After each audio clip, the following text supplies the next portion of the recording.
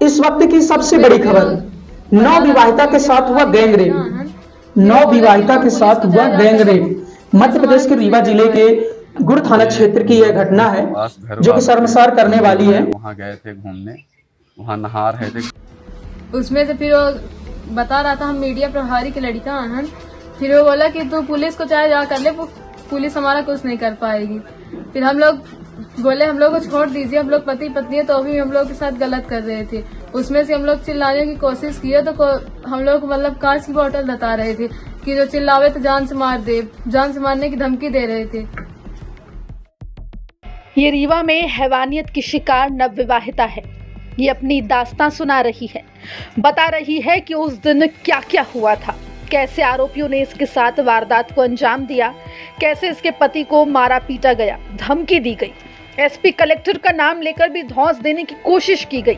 कांग्रेस नेता कविता पांडे के नेतृत्व में एक प्रतिनिधि मंडल इस पीड़िता से मिलने उनके घर पहुंचा था, जिसके बाद पीड़िता ने वारदात की पूरी कहानी स्टेप बाय स्टेप सुना दी। हम लोग भैरव बाबा मंदिर गए दर्शन करने, फिर वहाँ से हम लोग लौट रहे थे। थोड़ा आगे आकर हम लोग रुके 2 मिनट के लिए पत्ती काटने।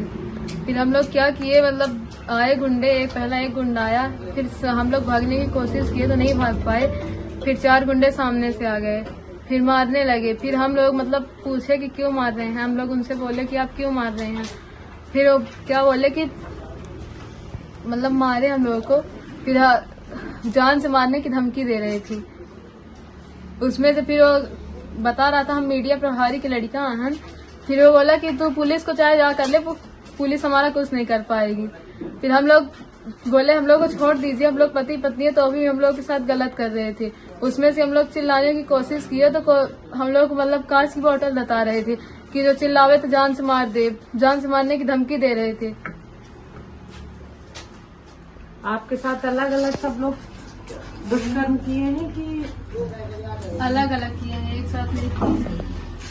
कितने लोग थे आपके साथ? हम लोग, हमारे साथ 5 लोग थे। और गलत कितने लोगों ने? 5 ही लोग किए हैं गलत। वीडियो भी बना रहे थे हम लोग की। और कुछ भी धमकी दे रहे थे कि किसी के पास जाओगे तो ये करेंगे, और धमकी दे रहे थे कि पुलिस के लगे चाहे चले जा, चाहे कलेक्टर के लगे चले जा, हमका कौन पुलिस हमारा कुछ न कर पाई। और ऐसा भी कुछ हमने बोला कि पर डे हमारा ये काम है। हाँ, ऐसा कुछ बोल रहे थे कि हमारा यही रोज का धंधा है, हम लोग यही प्लान में ही रहते हैं 8-10 लोग। तो आपने जान बचाने की कोशिश की, तो फिर उसके आगे क्या हुआ?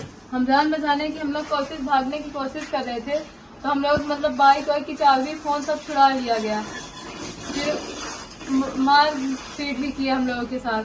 फिर आपका फोन दोबारा लौटाया गया क्या? फिर हमारा फोन, मेरे पति को मेरा फोन नहीं दिया गया। फिर मेरे पति जाते थे फोन लगे तो उन्हें पत्थर से मार रहे थे।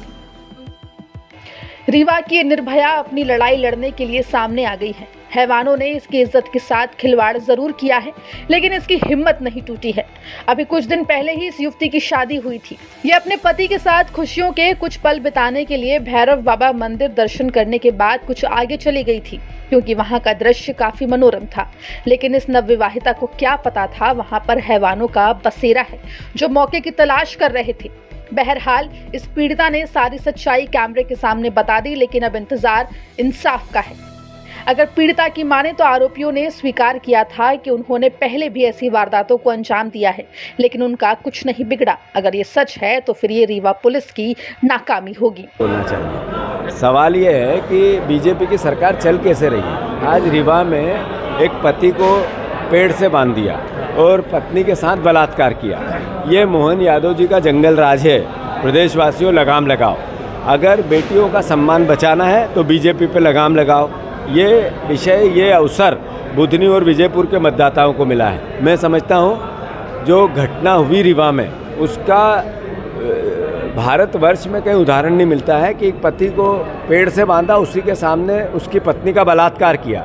भयावहता है। और मोहन यादव जी की सरकार का जो गृह विभाग है, कोलैप्स हो गया। मतलब अब गृह विभाग बचा ही नहीं है, अब तो जंगल राज बचा है। उनको एक विभाग बनाना पड़ेगा, जंगल राज विभाग। ये थाना गुड़ क्षेत्र के कुड़िया नाला के पास एक पति पत्नी गए हुए थे मोटरसाइकिल पे। और वहाँ पे पूर्व से ही कुछ लड़के थे जो नहा रहे थे, पार्टी कर रहे थे वहाँ पे, खाना वाना बना के लोग। और फिर ये लोग पति पत्नी अलग कहीं बैठ गए थे। इसके उपरांत वो जो लड़के थे वो उनके पास आए हैं, उसमें पति के साथ मारपीट करके उसको अलग ले गए हैं, और जो पत्नी है उसके साथ फिर गलत काम किया है।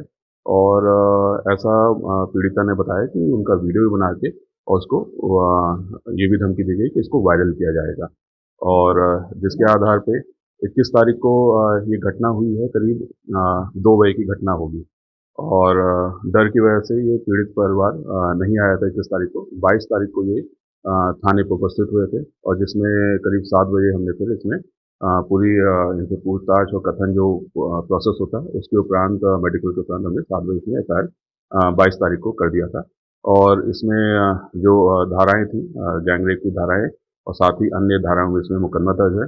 जो पीड़ित ने बताया है कि उसके साथ 4 से 5 लोग ने गलत काम किया है, और जो उसका पति है उसने बताया कि उसके साथ मारपीट वगैरह किया है। तो संबंधित धाराओं में इसमें अपराध कायम करके, और तब से ही लगातार हमारी टीम पता रसी में लगी हुई है।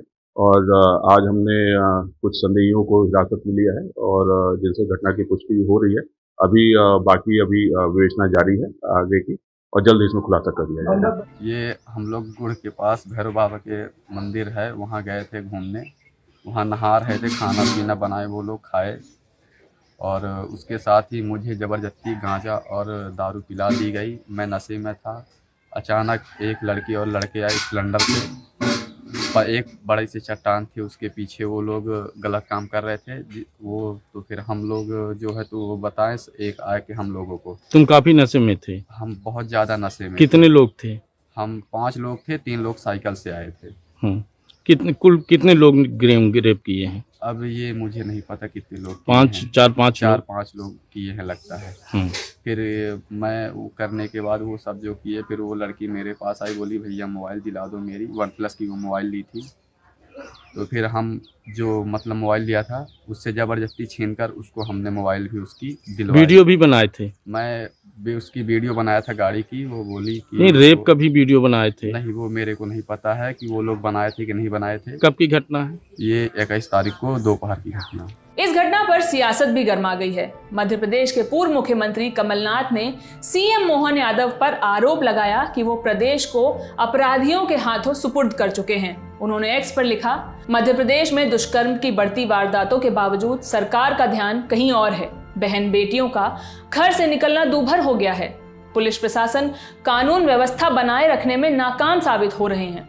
मुख्यमंत्री, जो कि खुद गृह मंत्री भी हैं, प्रदेश को अपराधियों के हाथों सुपुर्द कर चुके हैं। आपको बता दें, इससे पहले 21 अक्टूबर को ही मध्य प्रदेश से ही एक महिला से दुष्कर्म की घटना सामने आई थी। मध्य प्रदेश के इंदौर में रेप के बाद पीड़ित महिला सदर बाजार और मल्हारगंज थानों की सीमा के बीच 1 किलोमीटर से ज्यादा के इलाके में बिना कपड़ों के भटकती रही। पीड़िता एक धार्मिक स्थल के बाहर पहुंची, जहां गश्त कर रहे मल्हारगंज थाने के एसआई ने पीड़ित महिला को देखा। उन्होंने पुलिस कर्मियों को बुलाकर पीड़िता से पूछताछ की। जांच के बाद पुलिस में महिला से रेप के आरोपी साहिल सोनी उर्फ सोनू को पुलिस गिरफ्तार कर चुकी है और महिला का अस्पताल में इलाज चल रहा है। इस खबर पर आप क्या सोचते हैं, हमें कमेंट बॉक्स में जरूर बताएं। बाकी खबरों के लिए देखते रहिए द ललन टॉप। बहुत बहुत शुक्रिया।